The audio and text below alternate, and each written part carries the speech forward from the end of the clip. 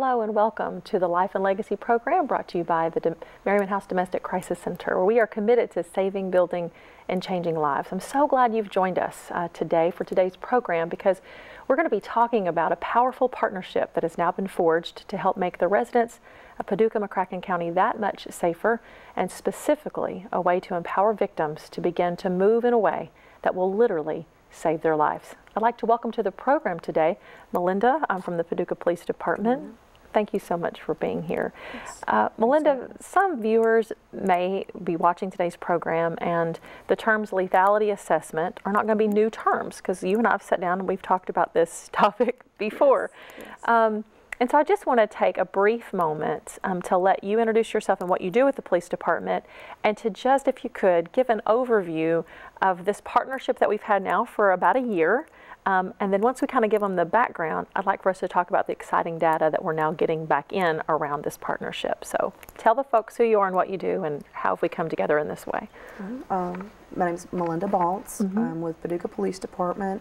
I'm in the General Investigations Unit. I'm the investigative assistant and crime analyst for the department. And one of my tasks is to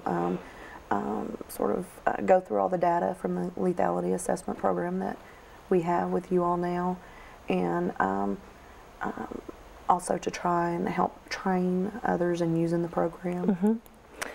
So I guess we need to kind of go back to square one for those who maybe didn't see our last program where we highlighted this particular partnership. What is the Lethality Assessment Program that you work on often now? Well, a lethality assessment is basically a tool that is used by our officers on the street who are responding to domestic violence situations. It's also used by your crisis intervention staff. And what will happen is when we have officers that are responding to a call of domestic violence that is involving intimate partners, whether it be they are currently in an intimate relationship with the offender or a past one, the officers have this tool, and it's basically a list of questions that were established in Maryland through their domestic violence association there. And when asking those questions of the victim, it is going to give the officers an idea of whether or not the situation the person's in, if it's going to escalate to either very serious physical injury for that victim or possibly even a homicide there in the home. And so when you use, I guess what excites me so much about this program, I can almost not even finish the sentence the right way, I get so excited, is that for the first time, at least for our area, we're actually one of two partnerships in the state of Kentucky. So it's not as widespread as we would like. But for our... It's beginning. It's beginning. For our folks in Paducah, McCracken County, what this tool allows is a standardized approach to assessing danger. Yes, absolutely. And so you and I were talking before the program began that this tool was developed with Dr. Campbell at the helm, with Johns Hopkins University, over a vast period of time of looking at what does tell us that a victim is at risk for serious physical injury or death. Yes, Dr. Campbell had gathered domestic violence case files from across the country for a several-year time period and studied each of those offenses. And what she found was that in each of the cases where that resulted in either serious physical injury or death, that there were common occurrences going on in that dynamic, in that relationship. So she and her staff, she created a board, and they took all that criteria and they narrowed it down to the very most common occurrences, the ones that were the most serious. And they developed this tool. And with that tool, officers can ask these questions, and how the victim responds, or whether or not they respond, gives them an idea. Is there going to be further very serious violence going on in the home? It also is a safety tool for the officers for their own safety. Domestic violence situations are very serious situations for our officers to respond to. It teaches us more about our victims that we're dealing with on a regular basis. And what I love about the tool is it gives the officer the opportunity to help the victim have maybe insight that he or she otherwise would not have because of the nature of the relationship that they've been in.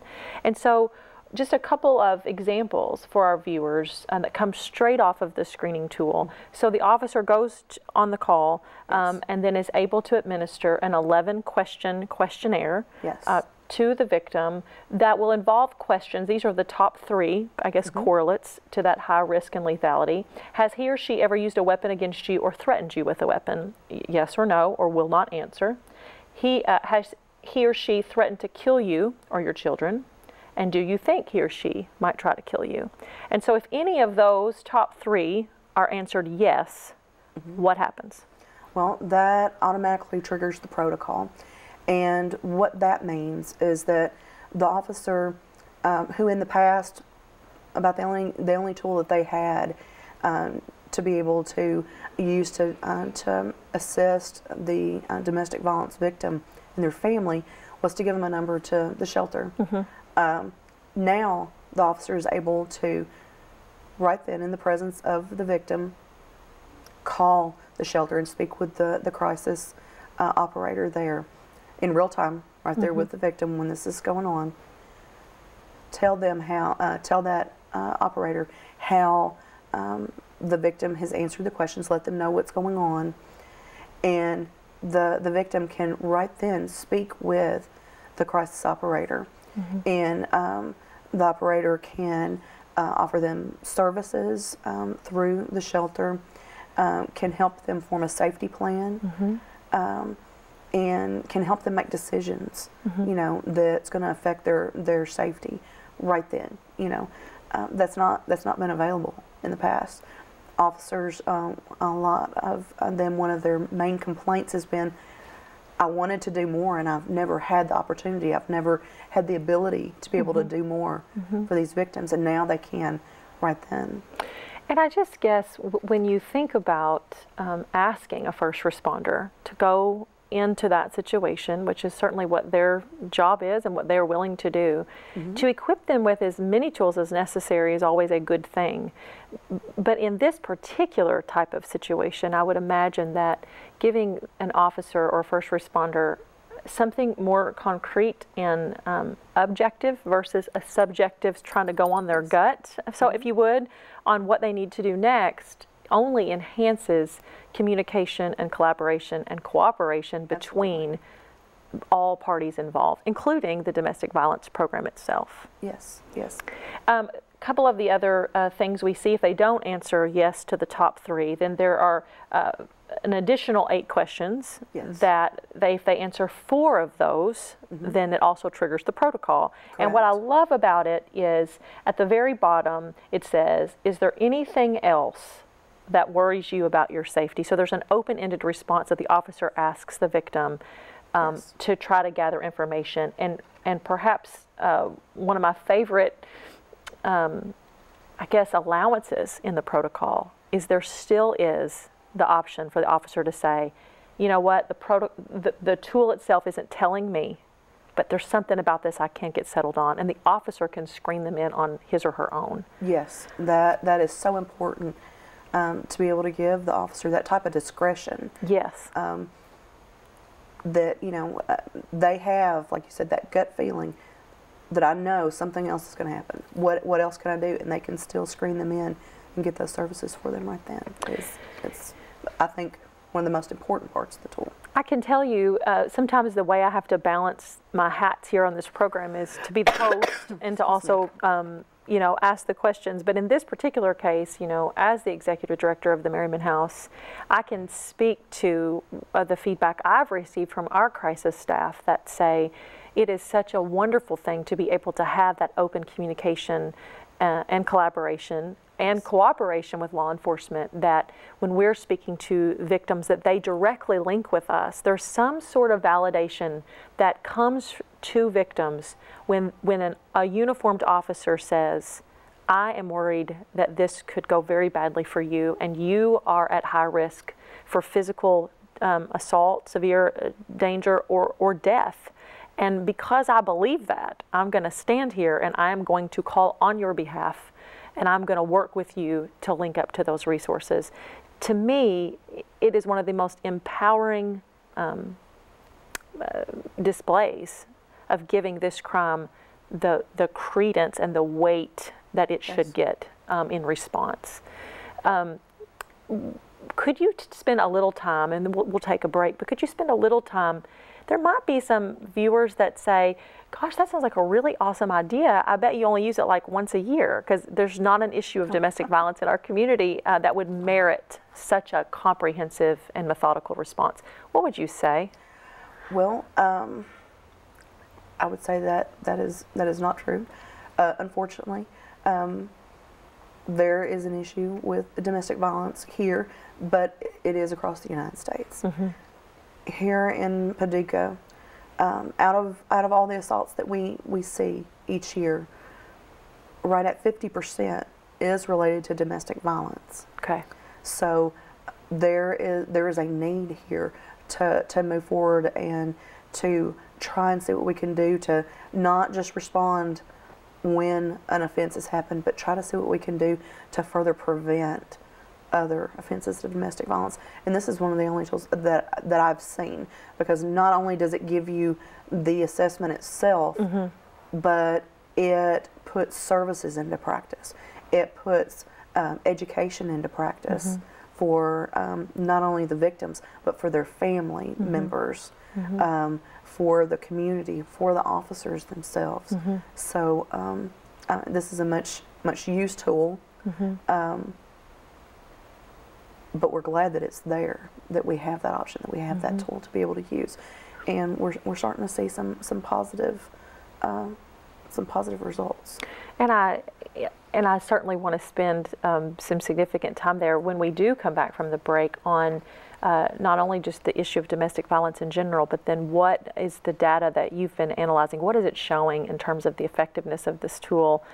And then I'm very excited to allow you to spend some time around Paducah Police Department's commitment to doing even more than just the protocol, because you all are the department, the only department in the state that has implemented another step to this to yes. ensure protection. And so I can't wait to spend some time there. It's so exciting.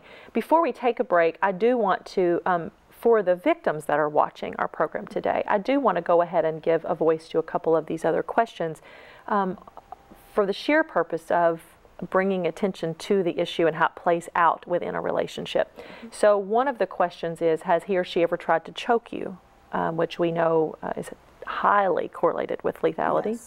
Yes. Have you ever left him or her or separated after living together or being married? Why is that important? The leaving piece? Well, because that can, for many reasons, that can show an escalation in offenses that have been going on in the home. Mm-hmm. You can see that your victim has seen that there has been some issue where they know that they need to get out of the home, mm-hmm. but they've gone back. Mm-hmm. And that's one of the frustrating issues for anyone that's dealing with domestic violence, is victims that return to the situation, mm-hmm. return to the relationship. Mm-hmm. And with this program, we are given tools that we can help them with, mm-hmm. where they can be empowered mm-hmm. if they choose mm-hmm. to leave, when they seek services through Merryman House, because one of the greatest fears of the victim is they're no longer going to have a roof over their head. Mm-hmm. They're no longer going to have the financial support that they had. Mm-hmm. That financial support may have been coming from the offender, mm-hmm. but it was their financial support. Exactly. They fear not being able to take care of their children. Mm-hmm. They may not have a job. Mm-hmm. So now with this, we're able to show what services are available, how you all can empower them, mm-hmm. by not only just getting safe, but learning how to live and be mm-hmm. productive on their own, mm-hmm. either through education, through therapy, mm-hmm. Through learning how to deal with their finances. Mm-hmm. And so you're highlighting for me how this tool helps to create an open platform for much dialogue between the officer and the victim and the crisis counselor. We're going to take a quick break. In just a moment, when we come back, we're going to be speaking specifically about the results of this program in its first initial phase, and how, again, you can get involved in helping us save, build, and change lives. We'll be right back.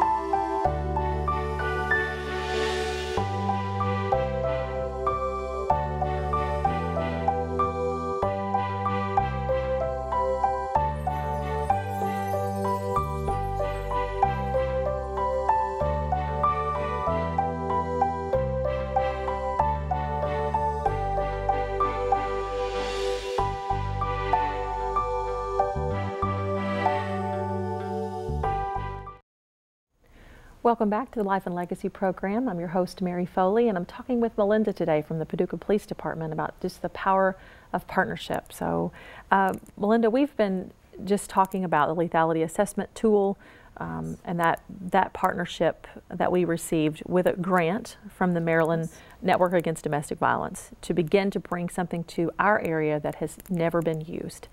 And we had to do that, I wouldn't say we had to, we got to partner for about a 3-month period after we were all trained. So that they came, Maryland came here, they trained Paducah Police Department, they trained the Merryman House, and then they sent us off to do great things. And we had a 3-month period of time to collect initial data to see how is this going to play out.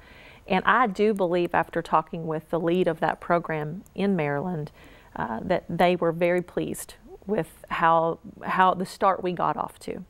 So where I'd like to spend the last part of our time together is really painting the picture of the issue of domestic violence in Paducah, McCracken County, yes, but the successes that we're seeing to combat this terrible crime. You and I spoke about some very shocking statistics. You shared with me, actually I would like for you to share with the viewer, the national rate, I guess, of number of assaults and the percentage of those that ever reach out for service. And you said somewhere around 1,500. Share with the viewer. Nationally, on average, there are about 1,500 deaths related to domestic violence each year. Okay. And when we were applying for the grant with you all, we noticed that from a 6-year time period, we went from 2006 to through 2012, we noticed that 50% of our homicides here in Paducah that were in the city's jurisdiction were related to domestic violence. So that was huge for us. And the former chief at the time had noted that domestic violence was the second biggest issue facing your department, next to substance abuse only, which we know are highly correlated anyway. Absolutely, yes. So he knew that it was important for us to not only continue the things that we were doing, but build on it. Build on those things.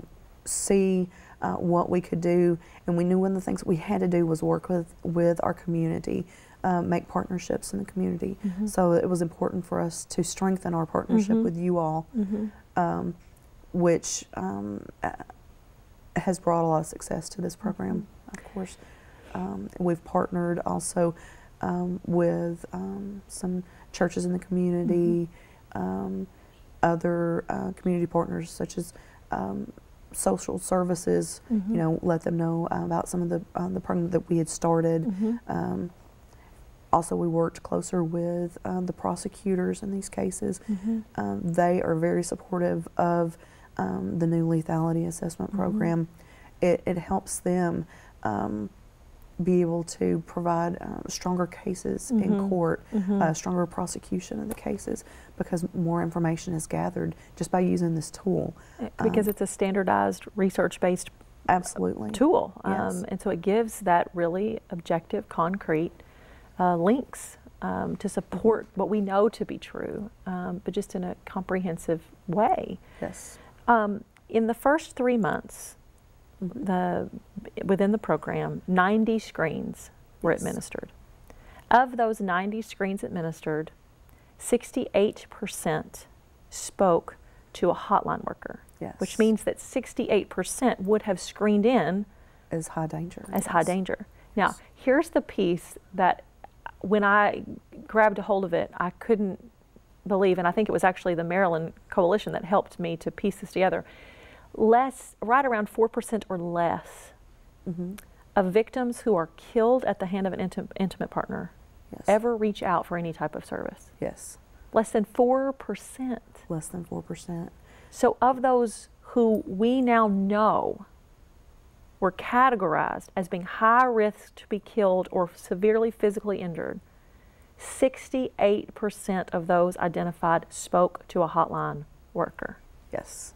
What do you think about that? I think it's amazing. I think definitely lives were saved. We know that of victims in intimate partner domestic violence situations, those that do reach out for help, those who are in high danger situations where the chances are very likely that they could become seriously injured or die at the hands of their offender, of those who do seek assistance, who seek service, their chances of dying in the situation are dropped by 60%. So, I mean, that's huge. That's huge. That's amazing. Yes, and so, I mean, if you think about the 68% of folks that reached out, that spoke to a hotline worker, just if we were to stop the program today, their risk of being killed dropped by 60% because of that link. Absolutely, yes. And so that is a huge success. And so I guess I wanted to highlight today not only the partnership, but I wanted to give hope to those that are in those relationships that are watching this program, that the greatest fear that they have, which is to speak out, which is to bring that darkness to light, which is to reach out, that's in their mind from victims when they share with us at the Merryman House. That's their greatest fear. If they tilt the status quo, if they tilt if they mess with the already delicate balance, that they may not survive. And yet, what we know is, when they do that, they actually are doing the first thing to make them more safe in that particular situation. Them and their children. And their children. Yes, because not only are as the victim themselves, the partner, getting the help they need, but it goes further than that. Yes. When they get service, and they receive services from the shelter or wherever else they may receive service from, they're helping stop the generational curse, basically, of domestic violence. They're able to educate their children in how to be in healthy relationships. You know, because if not, children are also the victims in this. Absolutely. Whether they're ever physically abused in that home or not, they are touched by this. They are either more likely to be abusers themselves or be in abusive relationships, because that's what they're learning to be. So the question really isn't whether they're harmed, it's just how they're harmed. Yes, and absolutely. how that will manifest itself down the road. Absolutely. So if that can be stopped when they're still a child, and those wounds be healed in them, and them be retaught, that is just, that's an amazing part to me of the program. I agree with you. And one of the things that I want to highlight before we move on to the piece that you all have added is what we know is that victims will attempt to leave on average up to 7 times before they break free. Yes. And we know that sometimes that leaving isn't with by disclosing to a professional, and that's really when their danger level goes up. Absolutely. But when they reach out to someone that is equipped to help them, that's when their risk for lethality drops significantly. Yes. The other piece is if they don't wish to speak to a hotline worker, that is okay. We safety plan with the officer, who then in turn safety Yes. plans with them. So every call results in a safety plan of some kind as a result of this tool. Absolutely. You all have done something almost unheard of, at least for the state of Kentucky. Because of your powerful commitment of your leadership at Paducah Police Department, Yes. And their commitment to work around this issue, you all have implemented a follow-up protocol. Yes. What is that? Tell me more about that. Well, in one word, it is amazing. We're very proud of it. What happens after the initial visit of the officer being in the home during that offense, we started a follow-up program where within the next 48 hours, either the officer who did the initial assessment or one of the other officers that were on the scene will recontact the victim, either by phone or at that residence. They go back and they re-interview them. They find out things like, you know, if there are other services they could use. Have they contacted the prosecuting attorney's office? Have they gotten an EPO or DVO? Do they need help in doing that? How are the children, if there are children in the home? Do they know where the offender currently is? Is the offender back in the home? These are all important things for the officer to find out. You know, if there were visible physical injuries from the assault, you know, do they need to take photographs then or new photographs? Do they need to help them with any documentation for court? And just see how they are, see how they're progressing. And it's just, it's another tool for our officers to use to not only, for one thing, they're strengthening their case, it's helping them in court, but most importantly, they're following up to check on the safety of the victim and the children in the home. And it really does allow that collaboration and cooperation with the victim, not with the Merryman House per se, with the victim, that I'm here, I'm aware, I see what's going on, what happened to you is real, and it's important enough that I'm going to stand by your side and I'm going to develop a relationship with you, and together we will navigate this. Yes. And I just cannot thank, and I want to publicly thank the Paducah Police Department and everyone involved, not only in helping us bring the program here, but then in your going above and beyond what was expected and asked to begin to bring light to this issue, prevention to this issue, but also partnership to those that are most affected. So on behalf of the Merryman House and our board, thank you so much for your role in this work. It's our honor. And I would like to thank you for being a part of today's program. If you'd like more information about the Merryman House or the Lethality Assessment Protocol, we'd love to share that with you. You can go to our website.